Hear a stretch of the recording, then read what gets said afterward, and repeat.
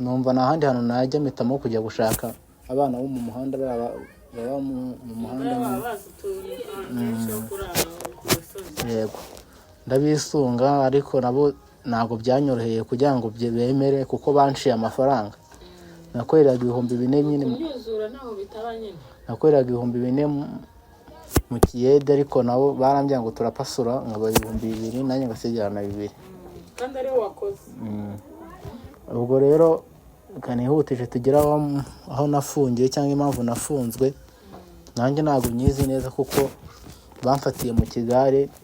Sinzi abaturanyi nyine bari baratanze amakuru kuko urabizi ko bari abana bo mu muhanda bagira urugomo, bangiriza abaturage n'abantu. Abakunzi bacu mwese mudukurikiye ni kuri Keza TV show nk'ibisanzwe, nongeye kubasuza mbifuza gukomeza kugira ibihe byiza mwese tubana umunsi kundi. Reka nizire ko mizi neza mwese aho muri abari mu Rwanda n'abari hanze y'igihugu mu bihugu bigiye bitandukanye. Ndabasuhuje, ndabashimira ko nama n'ibitekerezo mugende mwandika muri comment, ndetse namwe mugenda mufasha abagiye batandukanye, tuganiriza abantu bagiye batandukanye, abaye ubuzima bugiye bunyuranye. Rero hari benshi mujya muri comment mukandikamo bagira inama zikabafasha mu buzima bwabo bwa buri munsi, ndetse ndarashimira nawe urambura akaboko kawe ukagira abufasha mu buryo bujyanye n'ubushobozi cyangwa n'ubuzima babayemo, ukagira ubufasha. Imana igikukubira inshuro 7. Reka mbwire nawe utameze neza, ufite ikibazo cy'ubuzima, urwaye cyangwa urwaje, ukomeze kwihangana. Imana niyo nkuru, niyo itugenera ibidukwiriye, uzakira. Kandi mbwira nawe umeze neza, ukomeze umererwe neza. Uyu munsi ndi kumwe na Fisto, tugiye kuganira. Ngira ngo muruka ko hashize iyi minsi bivugwa ko yabuze, tuza no kumenya amakuru ko hajemo no gufungwa, ariko nta makuru twari tubifiteho byeruye. Ngira ngo muribuka ko duherukana agiye kwa papa we, ndetse papa aramubwira ati reka mbanze mbaze umudamu wanjye, murabizi ko afite umudamu wa 2 wa 3. Ubwo mu kumubaza umudamu yabyakiriye nabi, rero Fisto agezeyo biragorana kugira ngo bamwakire. Nza kuhava ngewe ntamenya amakuru kuko numvaga ari papa we, ndamubwira ni burije, ubwo urasigara ukemura ikibazo cy'umwana ndetse na madamu wawe, uko biri kose uhitemo ikintu kizima nk'umubyeyi. Nagiye ngewe Fisto mpamusize, ariko nza kumenya ko yaje kugenda, byarangiye nyine batamwakiriye, aza kugenda. Mu kugenda kwe havamo kubura, mu kubura twumva ko yafunzwe. Ni birebire twumvise, atari nyir'ubwite bitwibwiriye, ariko turashimana ko yabashije kugaruka amahoro, nicyo cy'ingenzi, kuko twari twanatekereje ko hari n'ikindi kintu kibi cyaramubayeho, ariko kuba Imana ari kimurinze ari muzima nabyo turabishimira. Reka tumubaze hanyuma tubwire we uburyo yavuye kwa papa we, yagezeyo, uburyo yahavuye, uburyo yaje kubura, uburyo yaje gufungwa, mbese aturamburira tubwire uburyo byagenze mu byose, kuko twebwe nta makuru twari dufite. Reka tubwire ko byamugendekeye, hanyuma ubundi dukomeze tuganire. Fisto, tuguhaye ikaze. Murakoze cyane. Meze uteze? Meze neza by'iki gihe. Urakomeye? Ndakomeye gake nyine.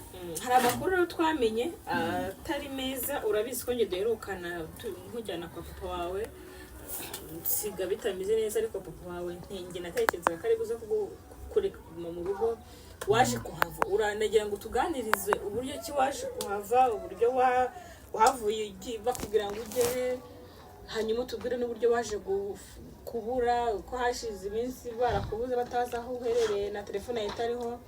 Hatuza kumva ngo warafunzwe, utubwire uko byakugendekeye ko turi kuri munsi ujya kwa papa wawe bakanga ko winjira, tumenye nyine uko byakugendekeye byose. Murakoze. Rero cyagiye nyine naraje ndakubaza nyine amakuru, urambwira ngo uzanyereka ahantu papa wanjye ari. Ubwo urabizi ko naserereye nyine na mama twe twaserereye icyo gihe. Yambwiye ngo papa wanjye yaranshutse, arambwira nyine ngo nzaze ngo tujye kubana mu rugo, ngo yashatse undi mudamu, ariko wambwiye niko ari warambwiye. Ubwo rero ngira ngo ibintu ni amahoro, nuko mvuye ku ishuri ndazanyura hano murana mama ari, maze gurana mama arangije arambwira nuko twari dusanzwe turaganira, ariko ngiye kwa ko naravuganye na papa azanyuzamo nyine nkanamusuzugura, kwa ko nzi ko isaha n'isaha mama niyo yambira ngo ningende nahita nsanga papa. Ubwo rero mama arangije araza ahitanyereza kwa papa, kuko natangiye kumusuzugura, natangiye gutandukira. Ubwo rero ariho njyanaga kwa papa. Tugezeyo dusaba karibu, barayitwima tuguma hanze. nyuma yuko ngiye byahakurikiye ikirori nyuma umaze kugenda ibintu byabaye ibindi nyine byarakomeye. Wagiye basize barimo kuvuga ko nyine bagiye kunyakira icumbi cyangwa bakama nyine karibu mwinjira mu nzu. ugiye kwinjira mu nzu ukazasura gusa nyuma amashuri yatangira ugataha ngasubira ku ishuri. Nuko rero umaze nko kugenda hashije nk'iminota nk'icumi cyangwa 6 mwaho ngaho, ubwo bahise bisubira, basaye nk'abisubiraho, batangira kuba ati uno muntu ni umuntu w'umugabo. none se babikoze bose cyangwa n'uriya mugore gusa? kuko kuvuga muri rusange kandi bakaba narabona gisa n'ushaka ko habaho umugore akaba ari ubyara n'ahari bose. None se ko papa nawe ari iwe hariya, ko umugore ari we waje kumwinjira hariya niwe yari afite ubushobozi bwo kuba yamakaribu nkaba nahaba nkahaguma. Ariko umugore yaje nyine mukamama nyine yaraje ibintu byose arabihindura, bate nagacaka, atangira no kumakaza ngo ni inunda ry'amadafari yari ari hagiye imbere y'inzu ngo yose ngo ni nyatunde, ngo nyamare hari abantu bari barayabumbishije nyine ngo nyatunde, ngo ni nyamaraho ngo hariho ngo baza kunyinjiza mu nzu ngo tuganire ku kibazo cyanjye. Mbona rero ako kazi sinagashobora n'undi, mbona n'undi ndamutse nanagakoze, mbona n'undi ntabwo banyinjiza nukumbeshya nyine. Nuko rero birangira mbonye bwije, nuko mava gutyo papa aramira ngo ningende. Ubwo ntabwo nari aho njye noneho we mu magambo yaratubwiye ngo yarakubwiye ngo usubire kwa mama. none se ari kunyoherezayo kandi yarazi ibyo yambwiye, yaranshutse ngasuzugura mama. Yigeze kwirukana ngo yarakubwiye ngo jya gusubira kwa mama wawe ngo tuzavugana. Nimuhura nawe turi kumwe wenda tugira imana tugahura tukaganira, nzayimubwira ko atabyumva, uzareba ko atari uri mu makosa. Ngewe yarambwiye ngo ningende, mbura ahantu njya, ndeba gusubira kwa mama, mpitamo nyine gushaka ubuzima. Hanyuma akikwirukana waje gufungwa gute? kuko twarapereje turakubura, tubaza inshuti n'abavandimwe, tubaza karitsiye turakubura. Mama wawe umuntu aza kumuhamagara amubwira ati umuhungu wawe namubonye afungiye aha n'aha, sinumva ko bavuga wenda. Arangije mama akimenya arambwira ngo tuzazana, ariko ngiye sinabonika mu gitondo, ubwo arizana. Hanyuma waje gufungwa, bwo byaje kugenda kugira ngo ufungwe. Turi kugenda gake kugira ngo dusobanukirwe uburyo wafunzwemo n'impamvu yatumye ubwo bakimara nyine kumbwira ngo ngende, ubwo naragiye ngerageza gushaka nyine ahantu nari nzi inshuti zanjye ngo zibe zamfasha twiganaga, ariko nabo nsanga bagiye ku ishuri, nabo mbonye nsanga nabo bari iwabo nta kintu bamfasha nyine. Gusa bagenda baterateranya, umwe yamaye senye saa ndami 1,500 tugenda nguramo ifunguro icyo gihe nimugoroba. Ubwo nyine uwo munsi urarangiye, nshima Imana. Nimugoroba hageze mbura ahantu ndara ku gasozi. Icyo gihe nza kwigira inama, sinze hari umuntu wandangiye ku i Kanombe hari ishansiye nyine yigwa ahantu bubakisha amazu, njya gusaba ikiyedi. Nako nsabye ikiyedi nkazajya mbura ahantu naha. Utaha gute? Nyine mvuye ku kazi, nkabura ahantu mba nyine mvuye ku kazi. Noneho ubwo ubuzima burancanga, ndareba mbona nyine numva nta handi hantu najya, mpitamo kujya gushaka abana bo mu muhanda baba mu muhanda. Yego ndabisunga, ariko nabo ntabwo byanyoroheye kugira ngo bemere, kuko banciye amafaranga. Nakoreraga 4,000 nyine, nakoreraga 4,000 mu kiyede, ariko nabo barambye ngo turapasura nkaba 2,000 nanjye ngasigarana 2,000 kandi ari wakoze. Ubwo rero kanihutije tugera aho nafungiye cyangwa impamvu nafunzwe, nanjye ntabwo nyizi neza kuko bamfatiye mu Kigare. Sinzi abaturanyi nyine bari baratanze amakuru, kuko urabizi ko bari abana bo mu muhanda bagira urugomo, bangiriza abaturage n'abantu. Niba nanjye bambonyemo ngendana nabo, bamfashe gutyo bagira ngo urumwe muri bo. Baraza baradupakira baratujyana, bagira ngo nyine turakorana kuko nta kintu nakona ari kubihakana kandi abaturage batubonana. bari basavuga ati aracyari mushya nawe bamwinjije mu kazi nyine.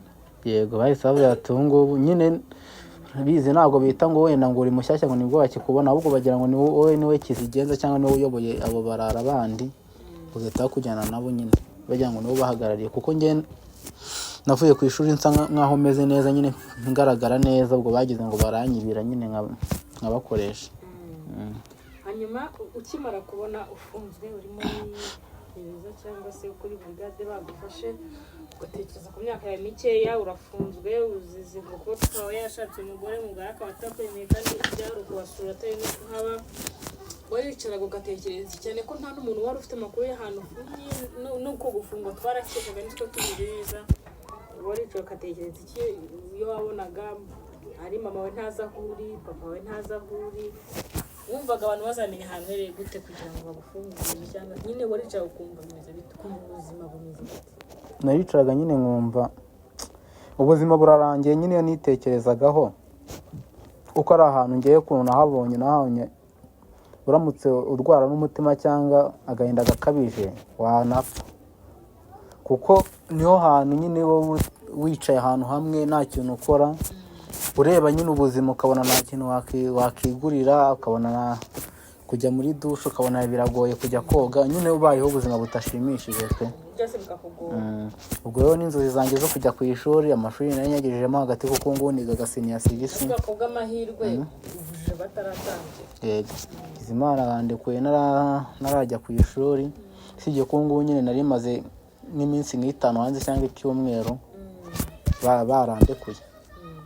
Twahuye baramenye amakuru ko bagufunguye cyangwa ko wafunzwe? Ntabwo mbizi neza nimba yamenye, ariko ibyo byose ntabwo byabura. Ntabwo ngiye nibaza impamvu nuko atangezeho kandi nkeka ko yabimenye.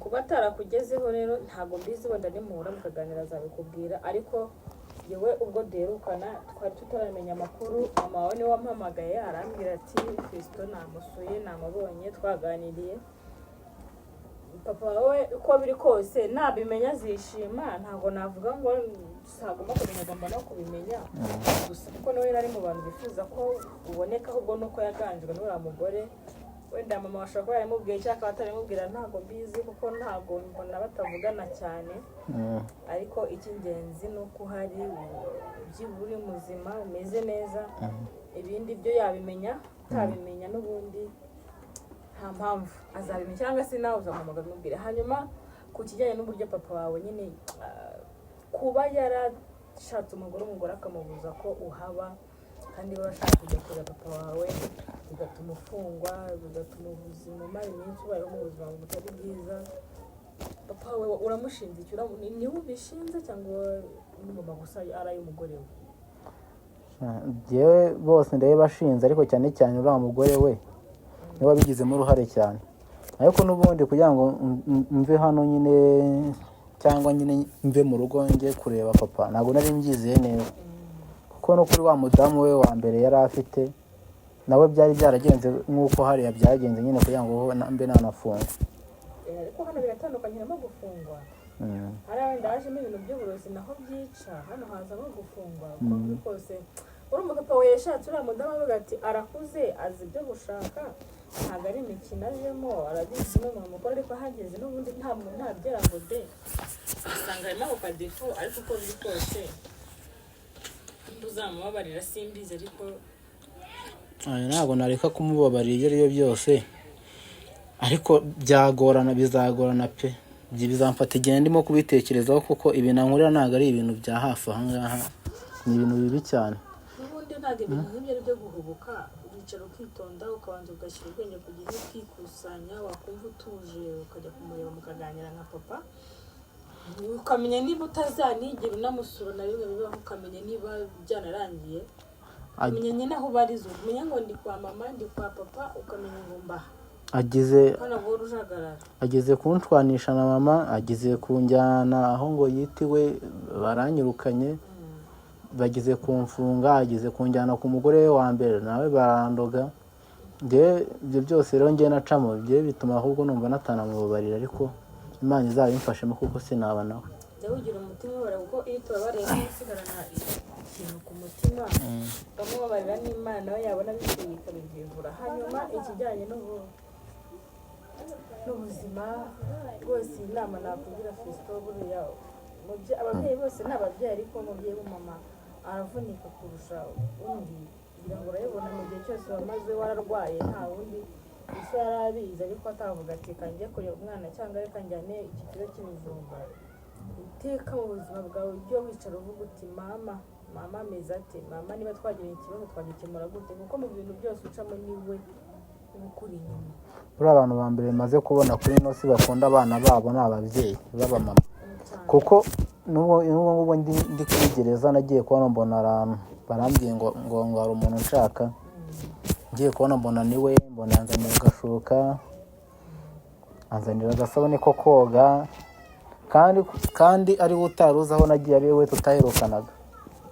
Urumva rero yagiye ankorera utuntu twinshi nyine tunyereka ko ari mama nyawe, nyine umubyeyi nyine uhangayikira umwana we pe. Urumva icyo yakoze we yabazaga amakuru ahantu hose akavuga ati umwana ko n'ubusa akunze amazina n'aya, ifoto iyi ngiyi afungiye hehe, ngereye ku murenge. Fiston rero icy'ingenzi no kuri muzima kandi umeze neza, turabishimye. Kandi nawe nagira ngo nkubwire ukure umuntu mukuru, ibintu byo guhura uzagarara ngiye hano umenye ngo mbana na mama nicyo misemo, cyangwa mbana na papa nicyo misemo, aho ubuzima butagucitse mbere cya gihe barakuroze ugakira, na amahirwe wagize. Rero ibindi uzajya ujyamo bigatuma wongera ukagira ikibazo, uzajya ubyiteye. Reka dusoreze hano mu kiganiro.